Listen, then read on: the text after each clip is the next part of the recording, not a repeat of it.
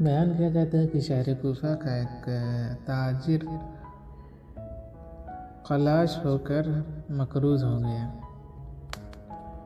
اور نوبت یہاں تک پہنچ گئی کہ اس نے بازار جانا تک چھوڑ دیا اور قرض خواہوں کے مطالبہ سے بچنے کے لیے گھر میں رہنے لگا، باہر ہی نہیں نکلتا تھا۔ ایک رات اس نے اپنے سابقہ اور موجودہ حالات کا ذہن میں تصور کیا، موازنہ کیا تو اسے اپنی اس حالت پہ بہت افسوس ہوا، جس سے اسے اپنے سینے میں اپنے اندر ایک گھٹن محسوس ہوئی اور وہ زیادہ دیر تک گھر میں نہ بیٹھ سکا۔ سوچ رہا تھا، بہت پریشان، تو تاریکی شب کی تاریکی میں اس نے اپنے بستر چھوڑا اور قریبی مسجد میں چلا گیا۔ وہاں اس نے نوافل پڑھی، نماز وغیرہ پڑھی اور گڑ گڑا کر خدا سے دعائیں کرنے لگا۔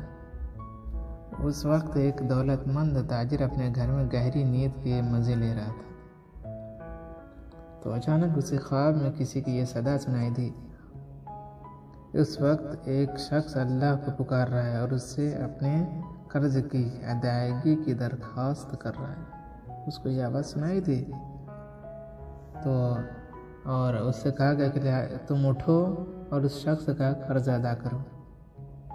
یہ آواز سن کر وہ تاجر اٹھا، اس نے وضو کیا، 2 رکعت نماز پڑھی اور کہا کہ خدایا، میں دکھی انسان کی مدد کروں تو کیسے کروں؟ مجھے تو اس کا ٹھکانہ تک نہیں معلوم، بھلا میں کہاں جاؤں اور کیسے اسے مدد کروں؟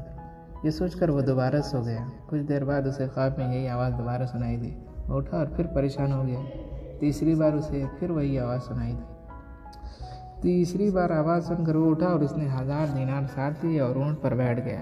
اس نے اونٹ کی مہار چھوڑ دی اور کہا، جس خدا نے مجھے نیند میں ایک آدمی کی مدد کا حکم دیا ہے، وہی اونٹ کو اس کے ٹھکانے پر بھی لے کر جائے گا۔ کہا چلو۔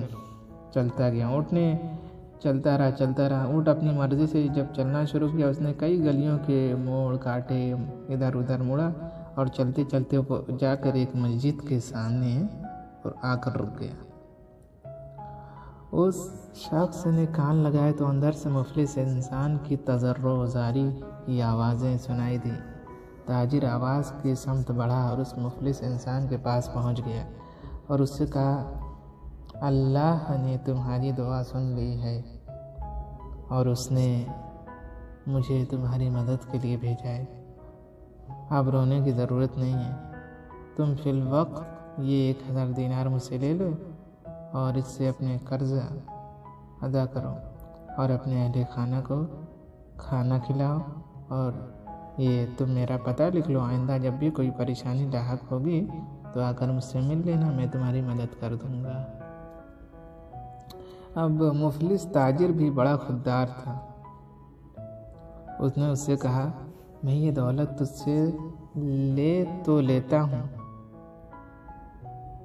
کیونکہ اس کے متعلق مجھے یقین ہے کہ یہ خدا کا بھیجا ہوا رزق ہے، لیکن میں تیرے دروازے پر کبھی نہیں آؤں گا۔ یہ جملہ بہت توجہ خیز ہے کہ اس نے کہا، یہ جو میں لے رہا ہوں اس لیے لے رہا ہوں کیونکہ مجھے پتہ ہے یہ خدا کا بھیجا ہوا ہے، لیکن میں تیرے دروازے پر نہیں آؤں گا، تیرے پاس نہیں آؤں گا، تیرے سامنے ہاتھ نہیں پھیلاؤں گا۔